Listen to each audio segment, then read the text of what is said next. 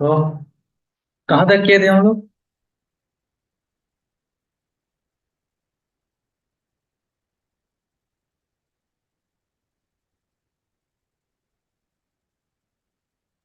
प्रभु जी यहाँ से होगा।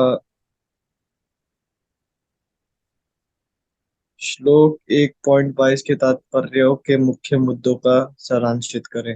हाँ, लोग 1.22 के तात्पर्य के मुख्य मुद्दों की सारांशित करें। ठीक है। 22 में क्या है? मैं बुक भी नहीं लाया। बुक ही नहीं लाया मैंने तो आज कुछ। पढ़िए। 22 नंबर। 22 नंबर श्लोक क्या है? प्रभु जी तब। 22 नंबर है। हम्म। केर्मया सहायुद्धव्यम अस्मिन् रणसमुद्यमे। हम्म।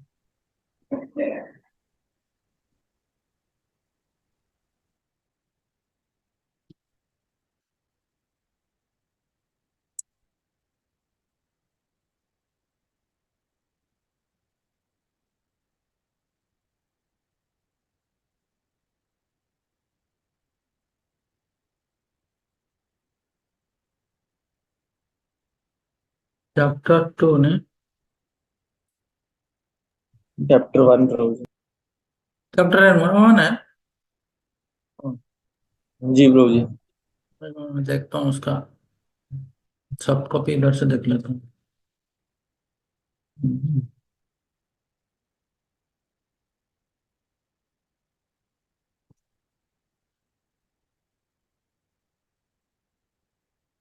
हम्म।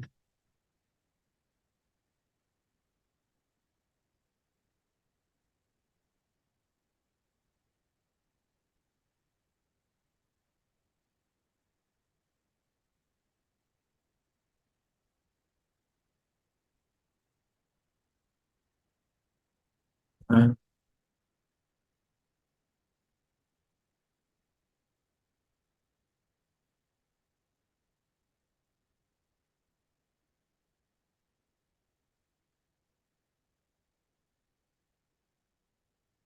एक मिनट है।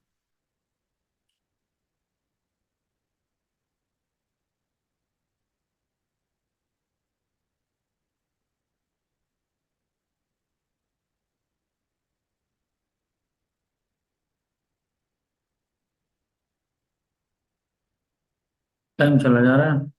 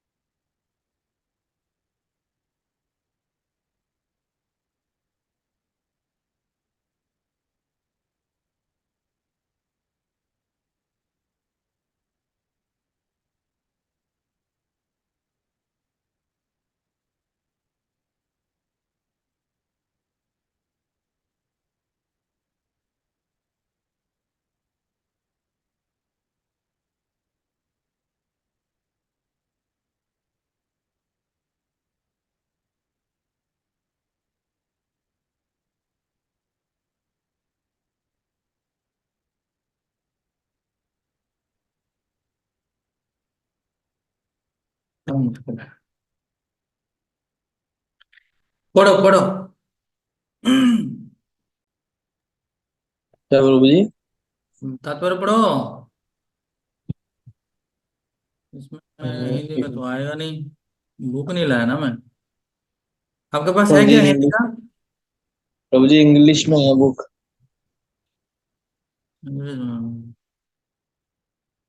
इसमें दिखा नहीं रहा है। दूसरा वाला तो ओपन होना चाहिए ना।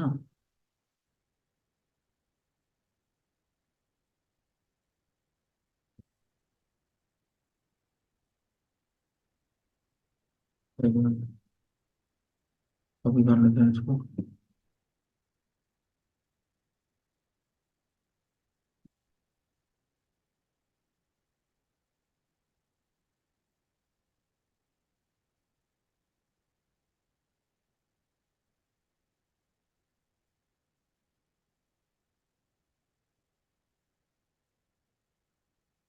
कौन सा वाला बोले? 21 है?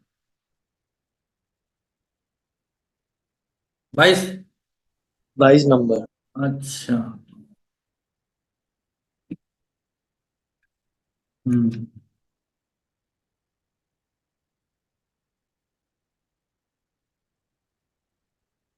हाँ, किंतु वे अहेतु की कृपा से, ये वाला ना, कृपा बस। अर्जुन ने कहा, "ये अच्युत, कृपा करके मेरा रथ दोनों सेनाओं के बीच ले चलें, जिससे मैं यहाँ उपस्थित युद्ध की अभिलाषा रखने वाले को और शस्त्रों की इस महान परीक्षा में जिसने मुझे संघर्ष करना है उन्हें देख सकूं।"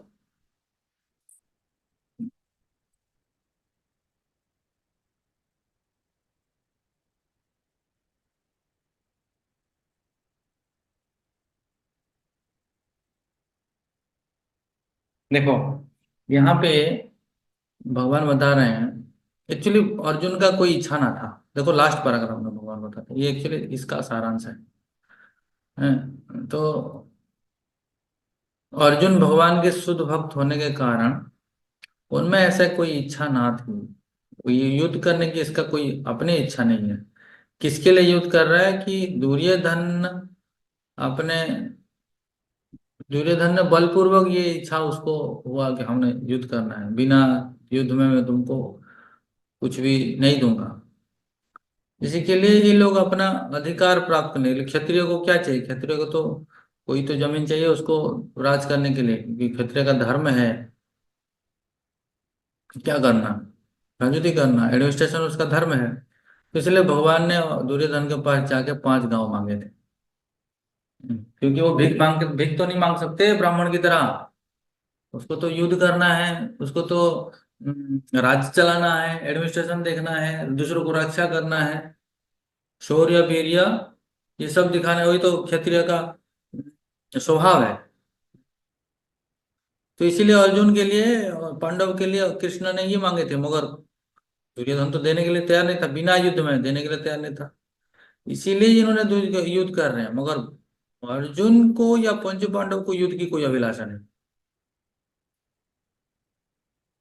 समझ रहे हैं ना? तो वो इसमें विशेष आनंद का अनुभव करते हैं कि स्वयं आज्ञादाता ना बने। तो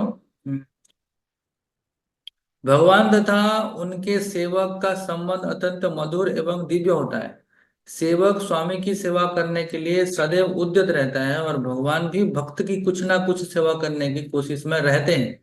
वे इसमें विशेष आनंद का अनुभव करते हैं और वे स्वयं आज्ञादाता ना बने, अपितु उनके शुद्ध भक्त उन्हें आज्ञा दें, क्योंकि वे स्वामी हैं। अतः सभी लोग उनके आज्ञा पालक हैं और उनके ऊपर उनको आज्ञा देने वाले कोई नहीं है। किंतु जब वे देखते हैं कि उनका शुद्ध भक्त आज्ञा दे रहा है तो उसे दिव्य आनंद मिलता है, यद्यपि वे समस्त परिस्थितियों में अच्युत रहने वाले हैं।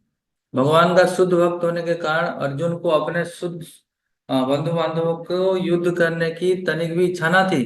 किंतु दुर्योधन द्वारा शांतिपूर्ण समझौता ना करके हठ धर्मिता पर उतरा होने के उतारू होने के कारण उसे युद्ध भूमि में आना पड़ा। अतः वह यह जानने के लिए अत्यंत उत्सुक था कि युद्ध भूमि में कौन कौन से घृणी। हाँ, यही है उसका सारांश है, ये वाला जो मैं पढ़ा, ये वाला, कि भगवान और भक्तों के संबंध इधर पे बताता है। भगवान अर्जुन ने भगवान को, भगवान और भक्त के जो संबंध है, यही इसका सारांश है।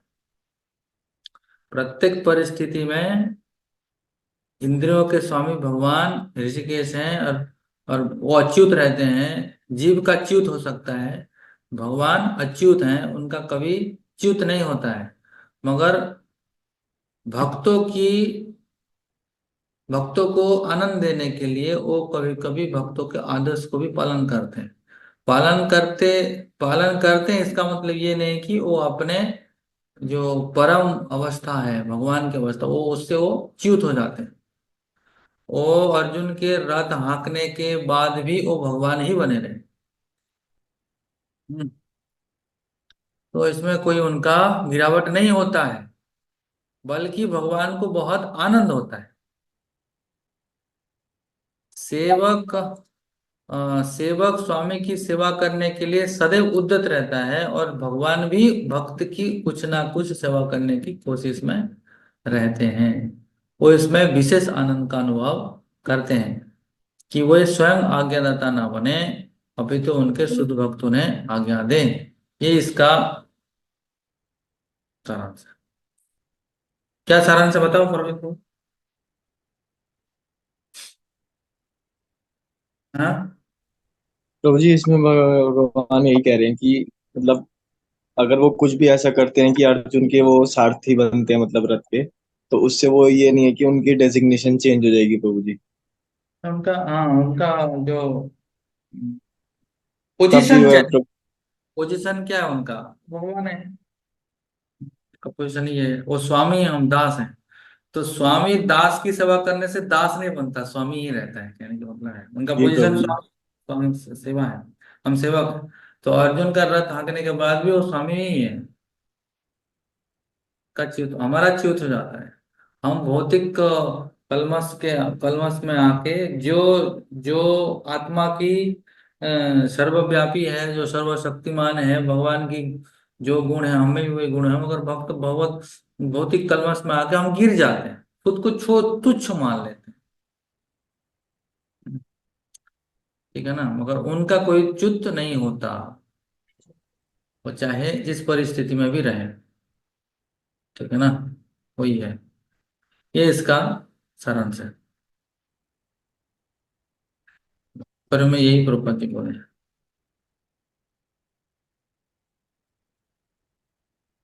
अच्युत, भगवान अच्युत है, हम अच्युत हैं, और भगवान भक्तों की सेवा करने में आनंद, उनको आनंद प्राप्त होता है। जैसे भक्तों भक्तों को आनंद प्राप्त होता है भगवान की सेवा करने में, उसी प्रकार भगवान को भी आनंद प्राप्त होता है भक्तों की सेवा करने में। यही है उसका। और बताओ, और कौन सा।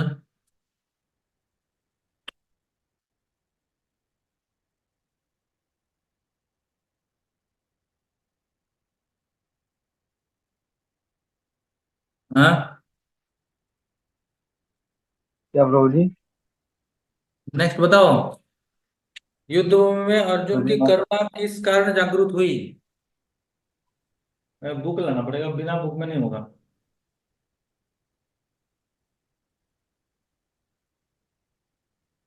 बुक लाना भूल गया।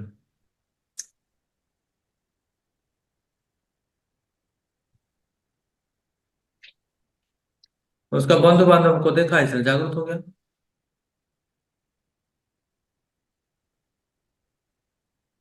इसमें पता नहीं चलेगा,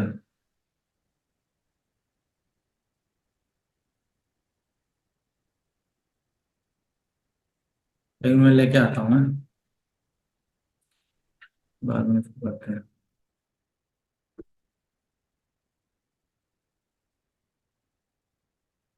कहाँ गए बाकी सब, कहाँ गए, आए नहीं।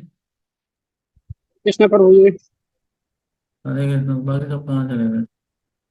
करुणा जागृत हुआ मोह के कारण कि हमारा सारा परिवार है, मारेंगे तो हमको नरक भोगना पड़ेगा। हाँ, उनको एक्चुअली उनका जो पितामह द्रोणाचार्य, इनको देख के ही मोहग्रस्त हो गया एक्चुअली। उनके सामने आया ना, उनको देख के ही वो करुणा जागृत हो गया उनको। इसलिए तो भगवान भी उनके सामने जाके रखे ना, नहीं। जी प्रभु जी, जानबूझ के उनके सामने। हाँ, जानबूझ के उनके सामने रखे।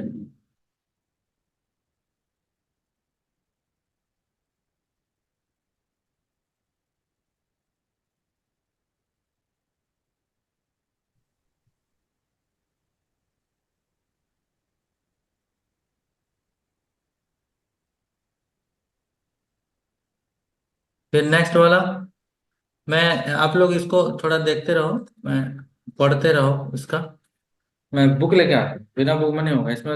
एक ही श्लोक दिखता है ना, बाकी दिखता नहीं है। इसमें नहीं लिख रहा है, बताता हूँ।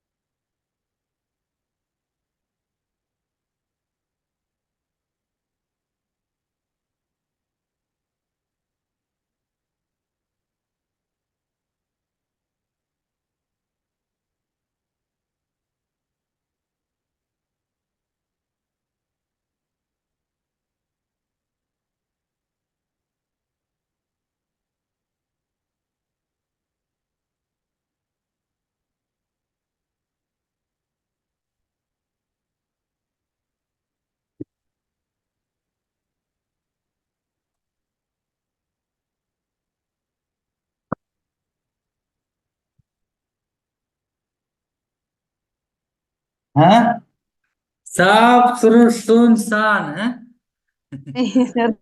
सब सुनसान चुपचाप बैठे रहते हैं सब। बहुत अच्छा, बहुत अच्छा। हाँ, तो देखिए कौन सा, कौन से नंबर है ये?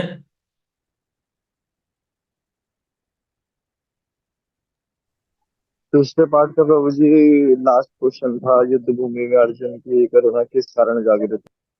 हाँ, युद्ध में अर्जुन की करुणा किसी कारण जागृत हुई, ये बोला ना? हाँ जी प्रभु।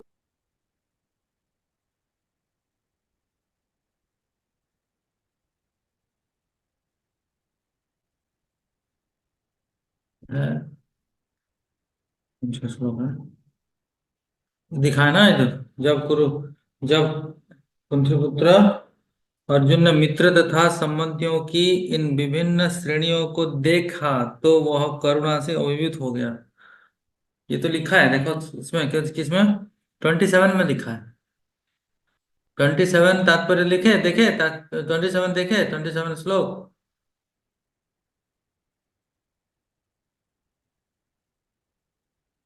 और 27 देखे कि नहीं देखे? जी प्रभु जी, इसमें स्टार्टिंग में ही है प्रभु। हम्म,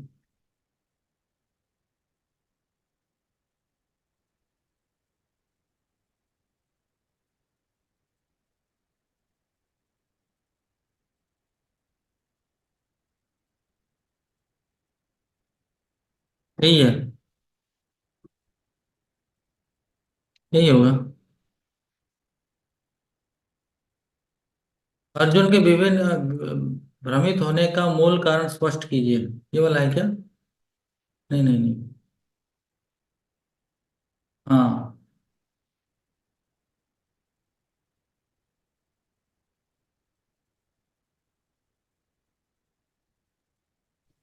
प्रभु जी इसके ऊपर वाले पार्ट में है।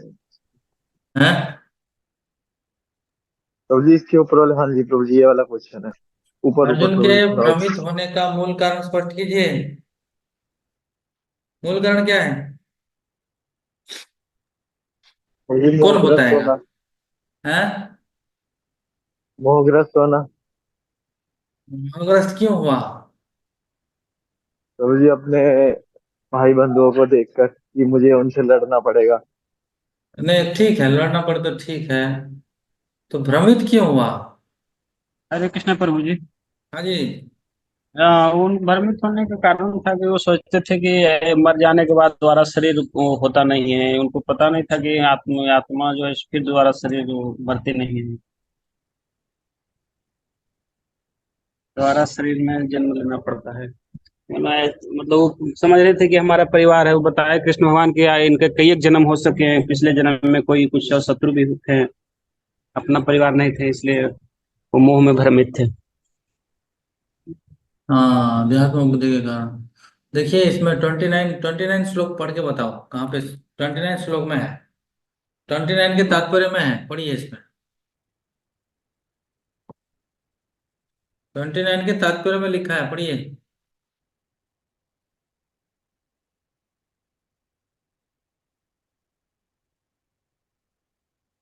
पढ़ो।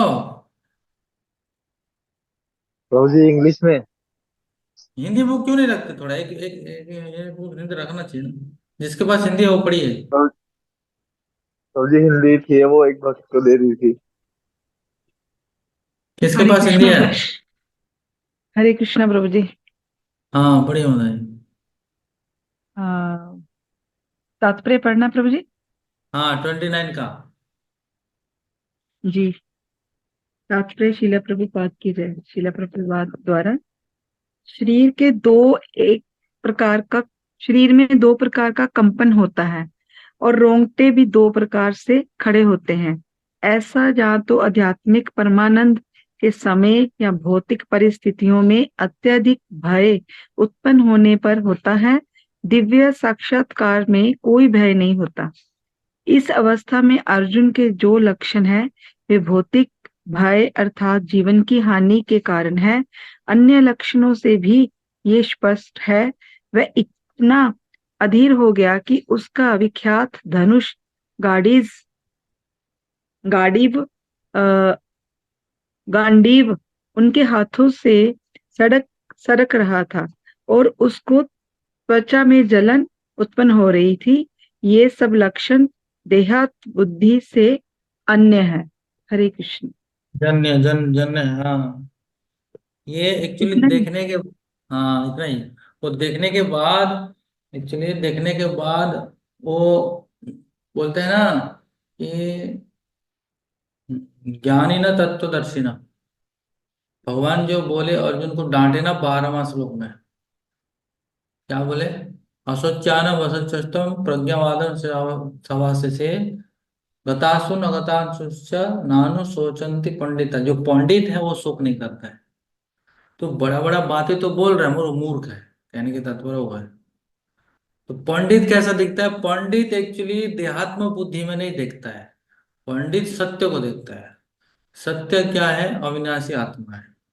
तो उनको सहदर को देखने के बाद ये एक्चुअली देहात्म बुद्धि के कारण मोहित हो गया। देहात्म बुद्धि के कारण हम लोग भी मोहित हैं। अर्जुन एक रिप्रेजेंटेटिव है, हमारा रिप्रेजेंटेटिव, बौद्ध जीव का रिप्रेजेंटेटिव है। वो प्रतिनिधि कर रहा है। जैसे अर्जुन को देहात्म बुद्धि के कारण अपना जो पितामह और द्रोणाचार्य को देखते ही मोहग्रस्त होकर बोला कि मैं इन लोगों को कैसे मारूं। बाद में भगवान ने बहुत सारा तर्क दिए। देखो तुम जिसको मारने के लिए बोल रहे हो वो तो शरीर मर जाता है मगर आत्मा नहीं मरता है। बासान से जिन्ना नहीं बताया, हजारों श्लोक बोले, 30 श्लोक बोले, 12 से लेकर 30 तक यही बताने के लिए चाह रहे थे कि एक्चुअली तू जो देहात्म बुद्धि में बोले, देहात्म बुद्धि से ऊपर उठ के तू आत्मा के ज्ञान से देख, तो बाद में तुझे शोक नहीं करना पड़ेगा। और इसमें बहुत सुंदर बताते हैं, इस अवस्था में अर्जुन को जो लक्षण है वो भौतिक भय अर्थात जीवन की हानि के कारण। ये बताए थे हमारे रविंद्र को, कोई आप ऐसा बताए थे ना, मर कि उसको मार दूंगा, मारूंगा कैसे, मरने जी की भय प्रभु से जी। हुआ था। हाँ, अर्थात जीवन जीवन की हानि के कारण हुआ था। से भी यह स्पष्ट है, वह इतना अधीर हो गया था कि इसका विख्यात धनुष गांडीव उसके हाथों से सरक रहा था और उसकी त्वचा भी। ये नहीं लिखने से चलेगा, मगर सबसे बड़ी बात है कि ये सब लक्षण देहात्म बुद्धि के कारण हो रहा था। और अर्जुन को ये भय था कि जीवन की हानि हो जाएगा, और जीवन की हानि हो जाएगा तो जिससे हम प्रेम करते हैं उससे बिछू हो जाएगा, और तो इस इन लोगों को मैं कैसे मार सकता हूँ, जीवन की क्षय हो जाएगा। मगर शरीर शरीर मरने से आत्मा नहीं मरता है, रहता है, अगले जन्म में भी रहता है, भगवान ये बता रहे हैं। इसलिए अर्जुन की देहात्म बुद्धि के कारण वो क्या सोच रहा था, वो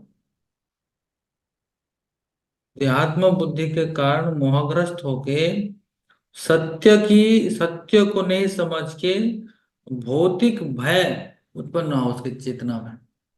उसके चेतना में भौतिक भय उत्पन्न क्या भय उत्पन्न है? अर्थात जीवन की हानि, जीवन हानि हो जाएगा, ये सोच रहा था। जीवन की क्षय हो जाएगा ये सोच रहा था। ये ये भय उत्पन्न हुआ केवल किसके लिए? देहात्म बुद्धि के कारण। देहात्म बुद्धि के कारण उसके मन में जीवन की हानि की भय हो रहा था। तो इसीलिए वो युद्ध करना भी नहीं चाहा, और अपना हाथ से अपने आप ही गांडी खिसक गया, और त्वचा भी जलने लगा, मुख सूखने लगा, और फिर बैठ गया, बोला मैं युद्ध नहीं करूंगा। मैन है देहात्म बुद्धि, देहात्म बुद्धि के कारण ही उसका मोहग्रस्त हुआ था। हम्म, यही है आध्यात्मिक परमानंद के समय या भौतिक परिस्थितियों में आध्यात्मिक भय उत्पन्न होने पर होता है। दो प्रकार का भय होता है ना, दो प्रकार का ये होता है जो भाव उठता है। एक है भौतिक परिस्थितियों में अत्यधिक भय उत्पन्न होने से, भौतिक परिस्थिति में अर्जुन को अत्यधिक भय उत्पन्न हुआ। किसका भय उत्पन्न हुआ? खोने का भय। किसका? किसको खोने की? अपनी संबंधियों को खोने की भय हुआ देहात्म बुद्धि के कारण। इसीलिए वो क्या हो गया? इसीलिए अर्जुन भ्रमित हो गया। देहात्म बुद्धि के कारण भ्रमित होके, ये मूल कारण है। भ्रमित होने का मूल कारण उसका देहात्म बुद्धि, जिसके कारण वो भयभीत होके फिर मतलब उसके कारण वो दूसरों को, जो अपने संबंधियों को खोने की भय उत्पन्न हुआ उसमें। तो भ्रमित होने का मेन कारण है देहात्म बुद्धि। इसलिए तो भ्रमित हो गया है। तो भ्रमित कैसे होता है? भ्रम तभी उत्पन्न होता है, अज्ञानता के कारण तो भ्रम उत्पन्न होगा ना। अज्ञान है, आत्मा है। आत्मा, आत्मज्ञान जिसको है वो भ्रमित क्यों होगा? भ्रमित नहीं होगा। यहाँ पे भ्रमित क्या हुआ कि सत्य प्रकाश नहीं हुआ। और जिसको वो अपना, जो पितामह गुरु द्रोण इन लोगों के प्रति आसक्ति था, तो उनको उनको वो खोना नहीं चाहता था, मारना नहीं चाहता था। और भगवान का आदेश को भी वो माना नहीं। तो इसलिए देहात्म बुद्धि के कारण, सब देहात्म बुद्धि ही जड़ है, अज्ञानता ही जड़ है। अज्ञानता के कारण ही भ्रमित हो गया। ठीक है ना? इसको लिखना पड़ेगा। कौन कौन लिखेगा देखते हैं। तो श्लोक 31 के तात्पर्य के मुख्य मुद्दों का सारांश बताएं। 31 में क्या है? न च शक्नो न च शक्नो व्यवस्थातुं भ्रमतीव च मे मनः निमित्तानि च पश्यामि विपरीतानि केशव। मैं यहाँ अब और अधिक खड़ा रहने में असमर्थ हूँ। मैं अपने को भूल रहा हूँ और मेरा सिर चकरा रहा है। कृष्ण, मुझे तो केवल अमंगल के कारण दिख रहे हैं। तो मुख्य मुद्दा क्या है इधर? पढ़िए। कौन बोलेगा मुख्य मुद्दा क्या है? तात्पर्य पढ़ के बताइए, इसमें मुख्य चीज क्या है? न च शक्नोत्यवस्थातुं भ्रमतीव च मे मनः निमित्तानि च पश्यामि विपरीतानि केशव।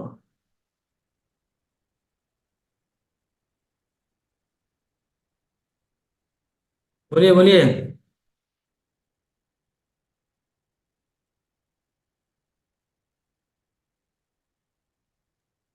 हरे कृष्णा प्रभु जी। हाँ जी माता जी। कोई नहीं बोल रहा ना, तो फिर पढ़ती हूँ मैं। हाँ पढ़िए पढ़िए। हाँ, हाँ तात्पर्य पढ़िए। पढ़ना है ना प्रभु इनका। हाँ पढ़िए। तात्पर्य शिला प्रभुपाद की जय। अपने अधैर्य के कारण अर्जुन युद्ध भूमि में खड़ा रहने में असमर्थ था और अपने मन को इस दुर्बलता के कारण उसे आत्म विस्मृति हो रही थी। भौतिक वस्तुओं के प्रति अत्यधिक आसक्ति के कारण मनुष्य ऐसी मोहमयी स्थिति में पड़ जाता है। अ, ऐसा भय तथा मानसिक संतुलन उन व्यक्तियों में उत्पन्न होता है जो भौतिक परिस्थितियों से ग्रस्त होते हैं। अर्जुन को युद्ध भूमि में केवल दुखदायी पराजय की प्रतीति हो रही थी। वह शत्रु पर विजय पाकर भी सुखी नहीं होगा। निमित्तानि विपरीतानि शब्द महत्वपूर्ण है। जब मनुष्य को अपनी आशाओं में केवल निराशा दिखती है तो वह सोचता है, मैं क्यों करूं, मैं यहाँ क्यों हूँ। प्रत्येक प्राणी अपने में तथा अपने स्वार्थ में रुचि रखता है। किसी की भी परमात्मा में रुचि नहीं होती। कृष्णा की इच्छा से अर्जुन अपने स्वार्थ के प्रति अज्ञान दिखा रहा है। मनुष्य का वास्तविक स्वार्थ तो विष्णु का या कृष्ण से निहित है। बुद्ध जीव उसे भूल जाता है, इसलिए उसे भौतिक कष्ट उठाने पड़ते हैं। अर्जुन ने सोचा कि उसकी विजय केवल उसके शोक का कारण बन सकती है। हरे कृष्ण। हाँ। अच्छा, विजय केवल उसके शोक का कारण बन सकती है। क्यों ऐसा बोल रहे हो, ऐसा सोच क्यों रहा है? अगर विजय होगा तो सुख भोग करेगा, मगर अर्जुन को विजय भी सुख नहीं है कि आ, हारना तो वैसे ही हारेगा तभी वो दुखी होगा। विजय भी उसको सुख नहीं है, क्योंकि वो अर्जुन सोच रहे थे कि विजय मिलने से हमको बहुत शोक करना पड़ेगा लास्ट में। हाँ, क्योंकि सबको मार के सुख भोगना नहीं चाहता था ना वो, सबके साथ सुख भोगना चाहता था।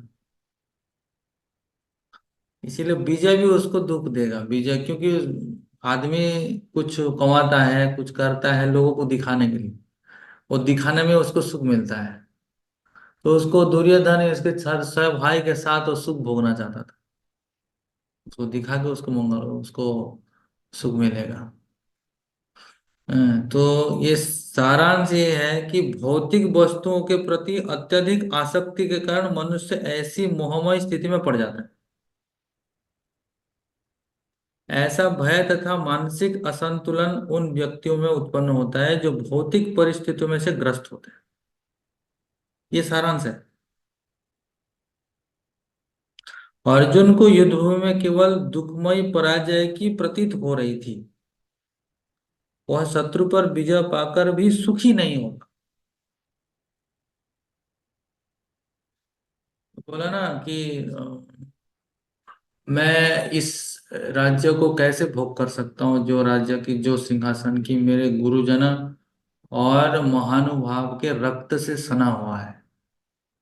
होता है सेकंड चैप्टर में बोलता है, सेकंड चैप्टर के सातवां श्लोक, छह और पांचवा में बोलता है, ये गुरु न हत्वा ही महानुभावान श्रेयम भुक्तुम एव महीपलोके नित्यम अभी बोलो अत्वार्थ कामास्तु गुरु निहेव भुंजीय भोगन रुधिर प्रदिग्धान। जिनको मारने के बाद अगर मैं उसी सिंहासन में बैठूंगा जो सिंहासन की उनके रक्त से सना हुआ है, ऐसा नहीं चाहिए मुझे। तो अत्यधिक आसक्ति के कारण सब कुछ होते हुए भी हम दुखी हो जाते हैं। अभी चित्रकेतु महाराज इतना बड़ा सम्राट थे, फिर भी सब कुछ होते हुए भी पुत्र नहीं था, पुत्र आसक्ति के कारण दुखी हो गया। तो अर्जुन के पास समस्या यही है कि अत्यधिक आसक्ति के कारण, दुख का कारण ही अत्यधिक आसक्ति के कारण, भौतिक आसक्ति के कारण वो दुखी है। इसलिए बोल रहा है, ना मुझे सुख, ना मुझे राज्य चाहिए, ना मुझे स्वर्ग लोग भी चाहिए, स्वर्ग का सारे सुख भी दे दोगे तभी मुझे सुख ही नहीं मिलेगा। मेरा इंद्रियों को शांत नहीं कर पाएगा, बोल रहा है अर्जुन आगे। न च शक्नोषि अवस्थातुं भ्रमतीव च मे मनः निमित्तानि च पश्यामि विपरीतानि केशव। मैं जो मुझे विपरीतानि दिख रहा है, सब विपरीत दिख रहा है। निमित्तानि विपरीतानि मतलब है कि युद्ध में जितना ही मेरे लिए हार है, निमित्तानि विपरीतानि, सब कुछ मुझे विपरीत दिख रहा है मेरे को।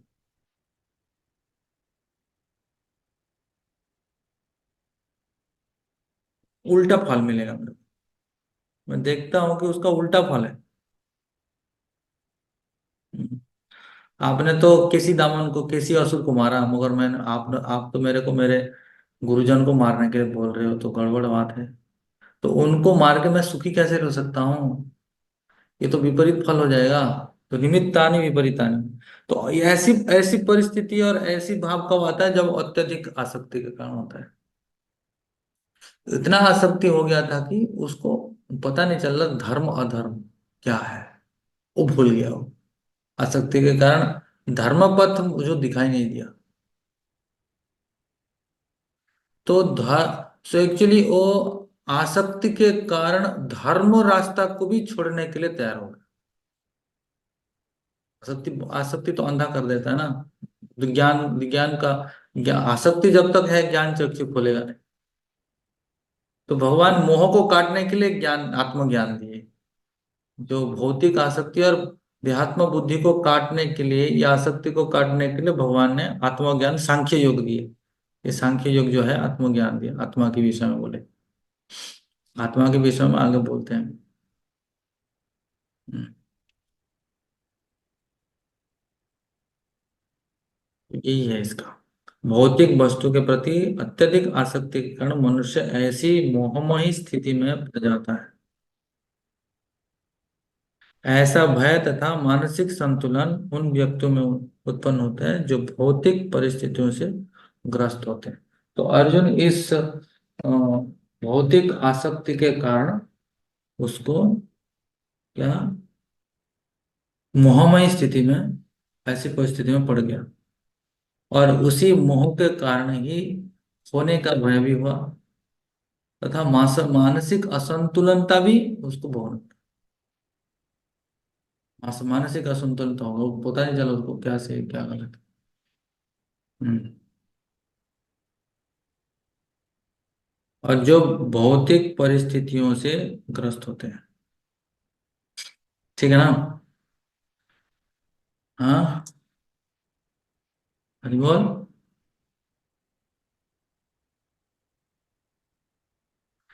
समझ में आया कि नहीं आया?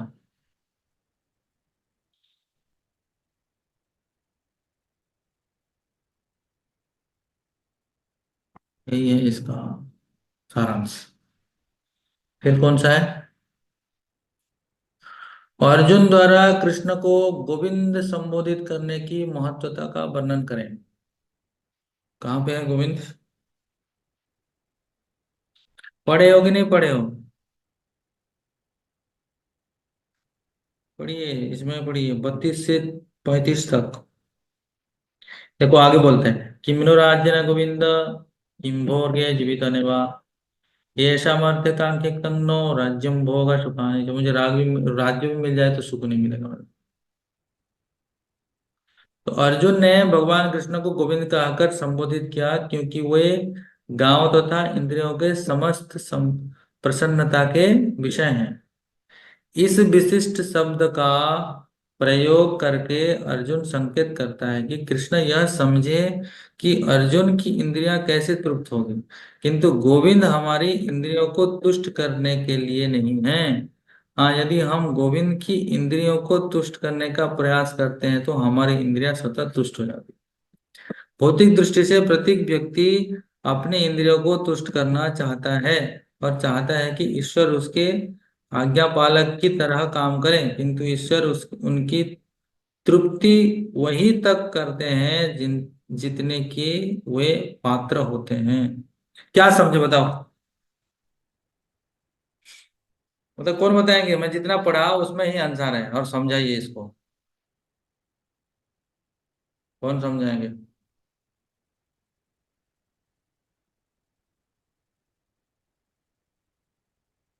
हाँ, हरि बोल।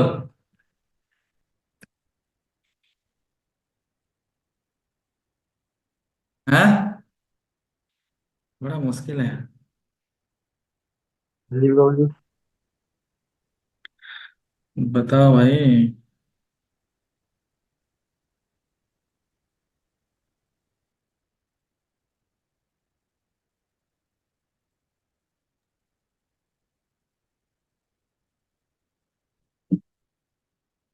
प्रभु जी इसमें भगवान कह रहे हाँ, हैं जो भगवान इसमें कह रहे हैं प्रभु जी कि जो उन्हीं की इंद्रियों को आनंद देते हैं कि जो मतलब उनके उसमें रहता है, जिन्हें वो चाहते हैं खुद। गोविंद मतलब है कि जो इंद्रियों को आनंद प्रदान करते हैं। तो एक्चुअली गोविंद शब्द का इधर अर्जुन ने गलत इस्तेमाल किया,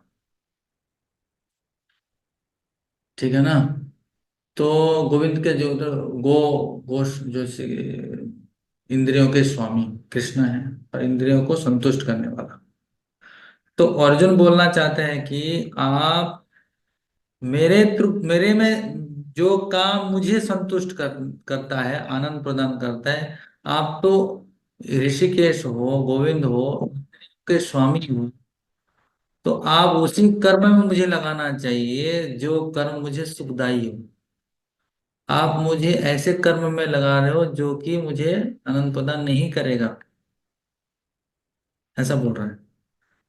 तो अर्जुन संकेत करता है कि कृष्ण ये समझें कि अर्जुन की इंद्रियां कैसे तृप्त होगी। इंद्रियां का हाथ पैर कान नाक ये सब अगर युद्ध करने में लगे तो वो दुखी हो जाएगा। तो अपने आपको अपने सहोदरों को मार के कौन सुखी होता है। तो आप तो इंद्रियों के स्वामी हो। तो आप मुझे ऐसे कार्य में संयोग करो जहां की मेरे इंद्रियां तृप्त होगी। इंद्रिय तृप्ति भगवान जीव की इंद्रिय तृप्ति के बारे में सोचना चाहिए, इसका मतलब ये बोल रहा है अर्जुन। मगर तात्पर्य आगे प्रभुपद जी के बोलते हैं कि एक्चुअली ऐसा नहीं है। जीव अगर कृष्ण की संतुष्टि के लिए करने से अपने आप इंद्रियां तृप्त हो जाता है।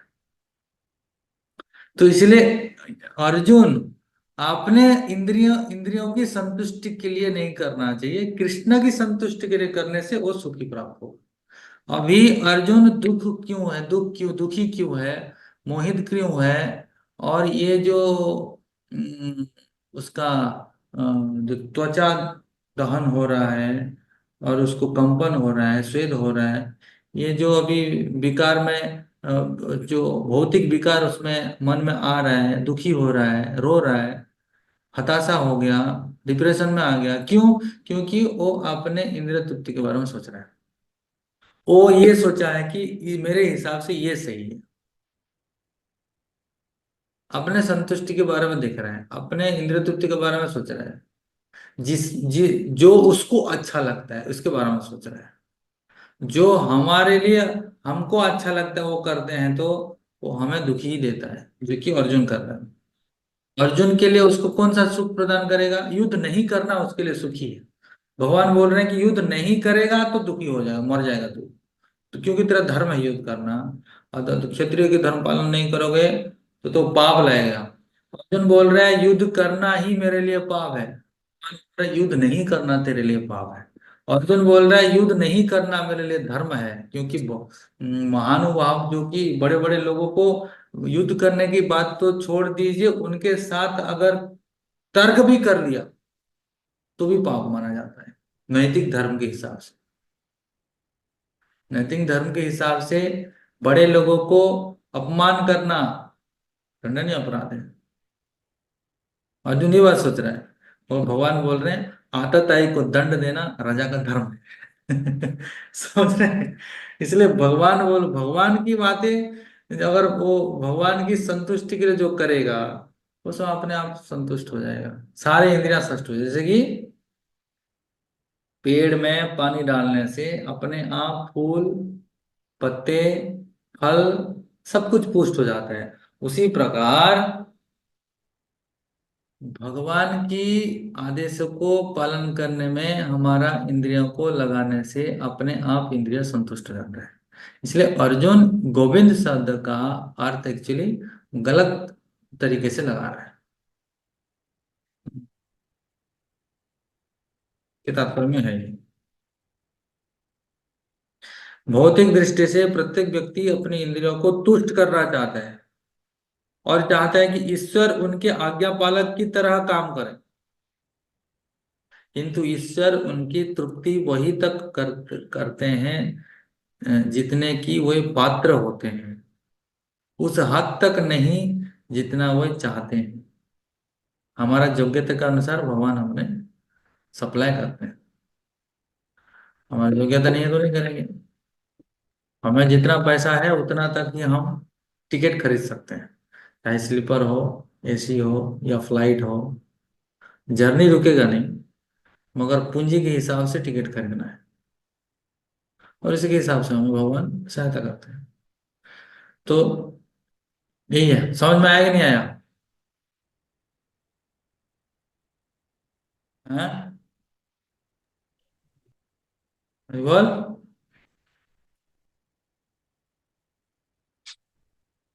समझ में नहीं आया? समझ में नहीं आया प्रभु जी ठीक से। समझ में नहीं आया?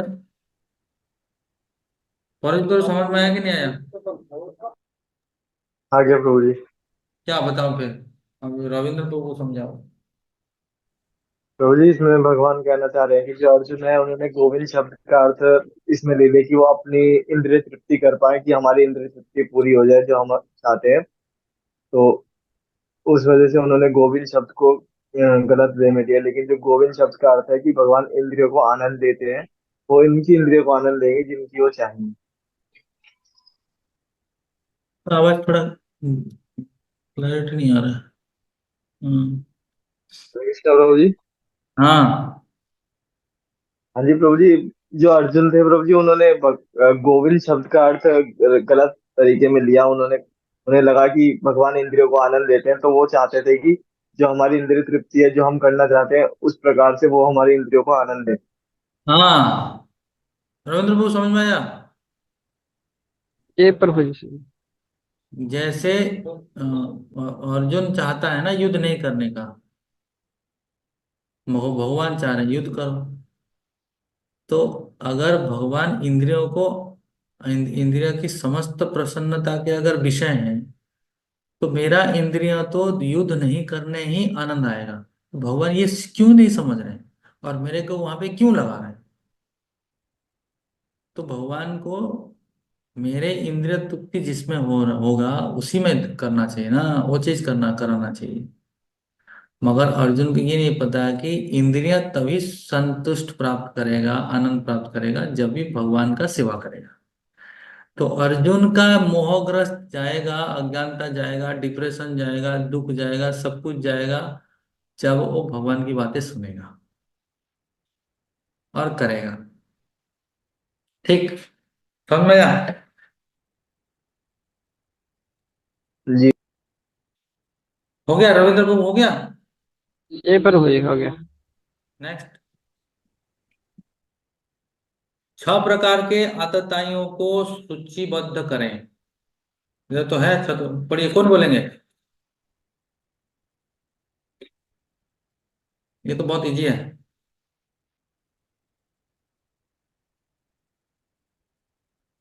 हाँ, कौन बताएंगे?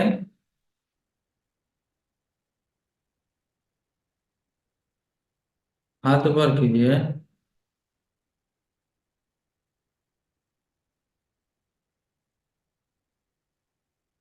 कोई नहीं बताएंगे क्या? अरे नेक्स्ट वर्स में है, पढ़ो, उल्टा हो तो उसको, नेक्स्ट वर्स 36 में है, पढ़ो। 36 का तात्पर्य पढ़ो, उसमें तो लिखा गया है।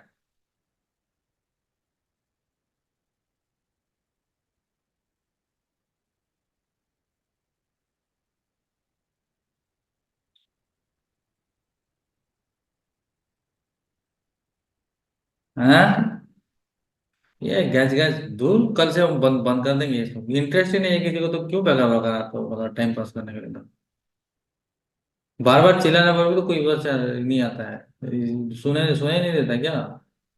हरे कृष्ण प्रभु जी। हमें, हाँ, वो पढ़ने के लिए तो बार बार बोल रहा हूँ, सुनाई क्यों नहीं दे रहा है? तो पढ़ना नहीं आता हरे क्या कृष्ण इसको? प्रभु जी, एक है विष देने वाला, दूसरा हम्म। घर में अग्नि लगाने वाला, घातक हथियार से आक्रमण करने वाला, हम्म। धन लूटने वाला, दूसरे की भूमि हड़पने वाला, पराई स्त्री का अपहरण करने वाला। हाँ, बोल देने पर भी बोलने क्यों नहीं आ रहा है? मोबाइल में तो घंटे घंटे बात कर लेते हैं सब।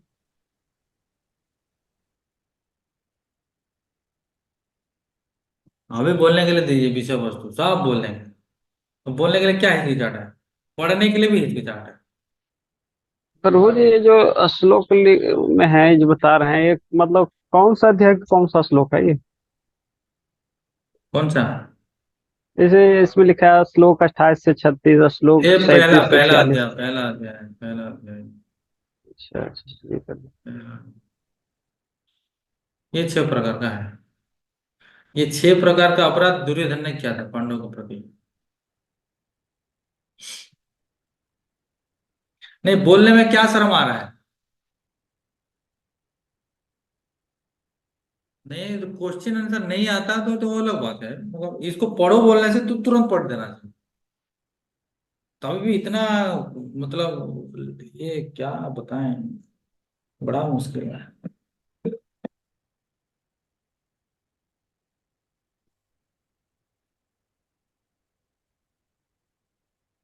खाली टाइम पास, बस नाम मात्रा के खाली लिंक बस पे क्लिक कर दो, चुपचाप बैठे रहो।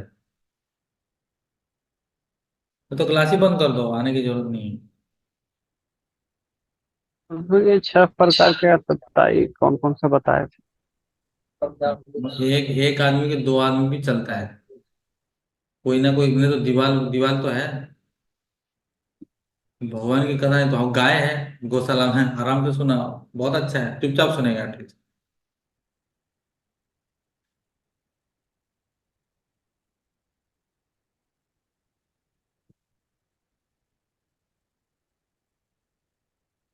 नेक्स्ट कौन सा? कल से हम नहीं करेंगे ये अध्याय दो। इंटरेस्ट नहीं है तो क्यों बता रहा, चुपचाप बैठे रहने के लिए थोड़ा टाइम पास करना है। कल से बंद नेक्स्ट करो। है क्षत्रिय के स्वभाव का वर्णन करने वाले 3 संभेदों का उल्लेख करें। लेथर्जी लोगों को हम कोई कुछ नहीं करते, अच्छा ही नहीं है।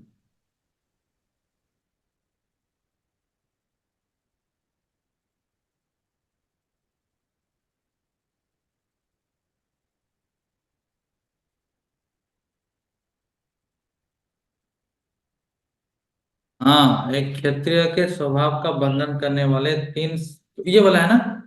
हाँ, एक क्षत्रिय के स्वभाव का वर्णन करने वाले तीन संदर्भों का उल्लेख करें। तीन संदर्भ क्या क्या है?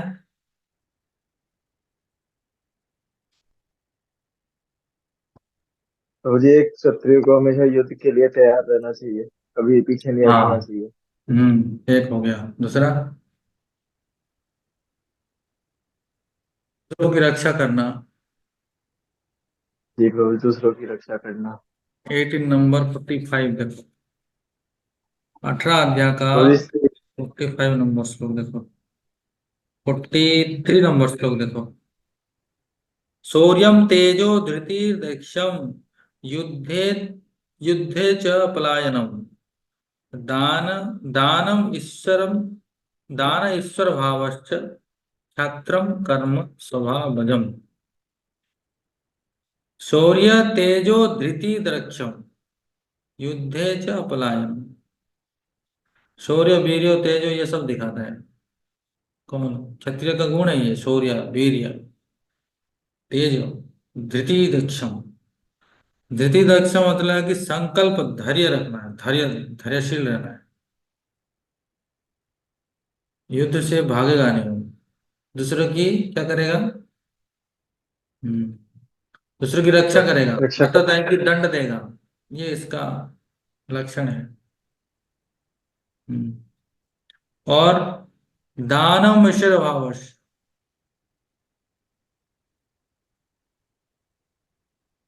उदारता दिखेगा, दानम मतलब उदारता है। और नेतृत्व करता है वो, लीडरशिप क्वालिटी किसमें है? ऑब्जर्व। क्षत्रिय का। हाँ, क्षत्रिय का है। तो जी ऑब्जर्व। हैं? तो जी ऑब्जर्व करते हैं ना, मतलब पहले वो। नहीं, ऑब्जर्व नहीं, नेतृत्व नेतृत्व करता है, एडमिनिस्ट्रेशन, एडमिनिस्ट्रेटर के हिसाब से। दूसरे की रक्षा करेगा, दुर्बल की रक्षा करेगा, गो ब्राह्मण की रक्षा करेगा, आदत आएगा दंड देगा। और ये युद्ध, आता ही और कोई मतलब। ललकारता है, कोई ललकारता है तो वो पीछे नहीं हटेगा, युद्ध करेगा। तो द्यूत और कहाँ पे, द्यूत क्रीड़ा जो की है, इसलिए द्यूत क्रीड़ा को एक्सेप्ट कर लिए थे युधिष्ठिर महाराज ने, क्योंकि क्षत्रिय का वो स्वभाव है। और द्यूत और युद्ध ये दोनों में अगर कोई ललकारता है तो चुपचाप नहीं बैठना है, क्षत्रिय को एक्सेप्ट करना। तो युधिष्ठिर महाराज धर्मात्मा होते हुए भी एक्सेप्ट क्यों किए? ये क्षत्रिय का धर्म है। इस खंड में अर्जुन द्वारा युद्ध न करने के कारणों को सूचीबद्ध करें। क्यों नहीं करना चाहता था वो? 37 टू कौन सा है? 37 टू 45 है क्या? जी 44 प्रभु जी। हम्म,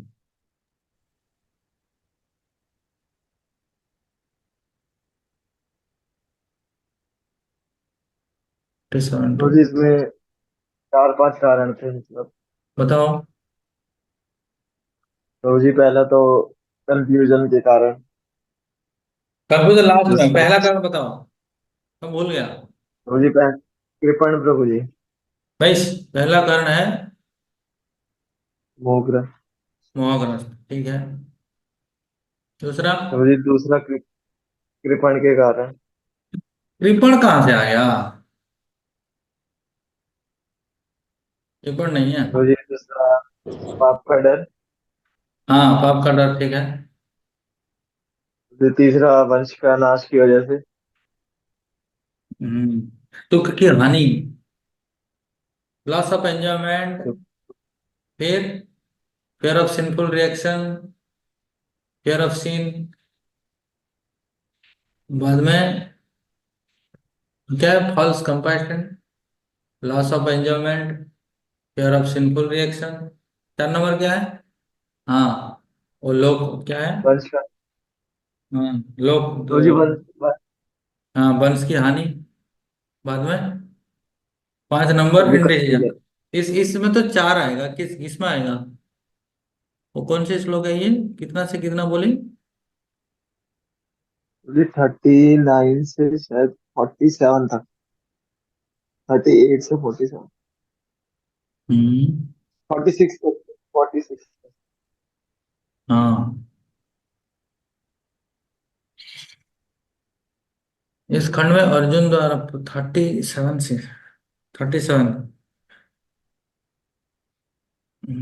कुलक्ष्य, 37 में तो कुलक्ष्य है।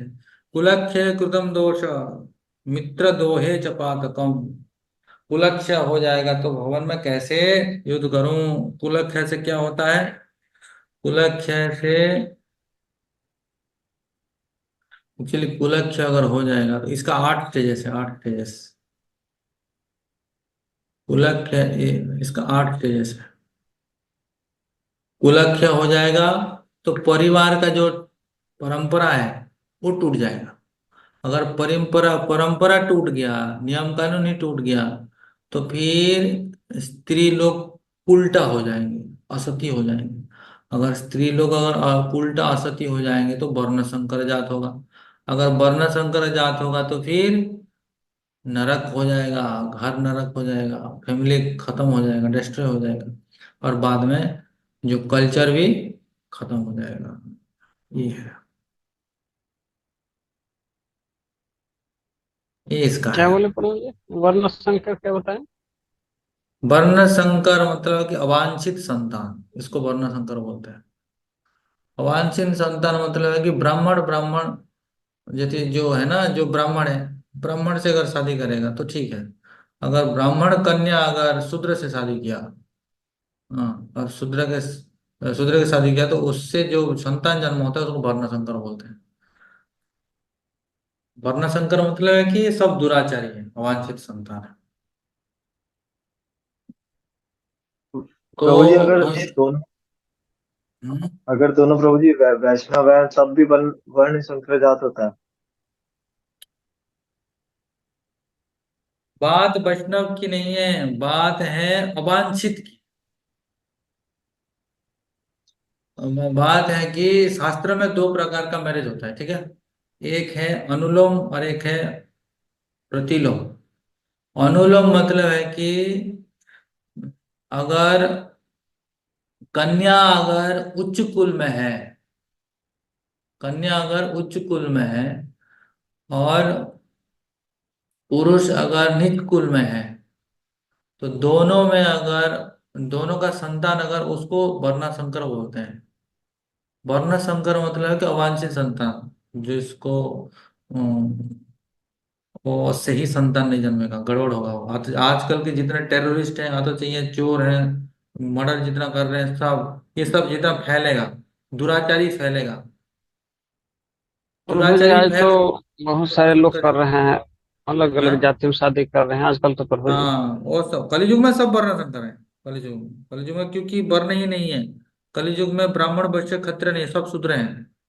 तो कलयुग में ये वर्ण ही नहीं रहा।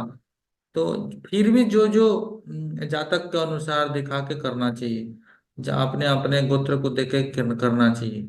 फिर भी अगर वैष्णव के लिए क्यों ये गोत्र गोत्र देखना चाहिए। देखो कलयुग में ना ब्राह्मण है, ना क्षत्रिय है, ना वैश्य है, शूद्र है, सब शूद्र है।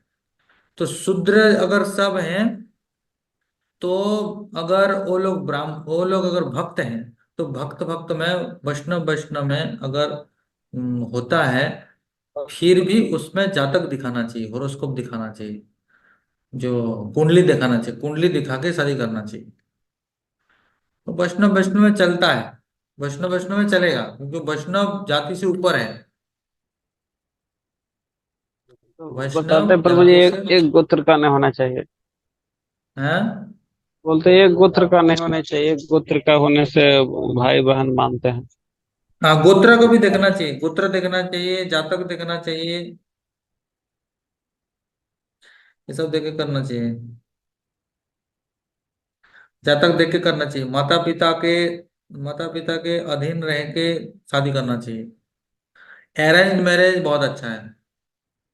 अरेंज मैरिज माता पिता के अधीन में रह के शादी करना बहुत अच्छा माना जाता है अभी भी। गोत्र जातक को देख के सही सही भाव से, सही सही हिसाब से अगर गणना करके करने से ठीक रहता है। ये आजकल के जितने भी लव मैरिज और ये सब आसुरिक प्रवृत्ति है सब। इसमें से सब वर्ण संकर जात होंगे सब। ये उसमें कुछ शास्त्र सम्मत नहीं है ये। हाँ, ये ठीक नहीं है। मियाँ बीवी राजी तो क्या करेगा काजी, बोले सब गड़बड़ है, ये सब गड़बड़ है, ये शास्त्र सम्मत नहीं है।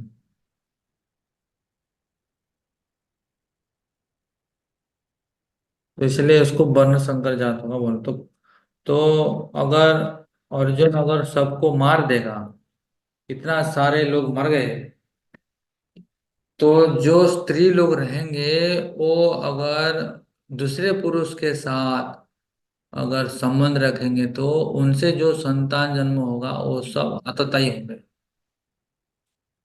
हम्म।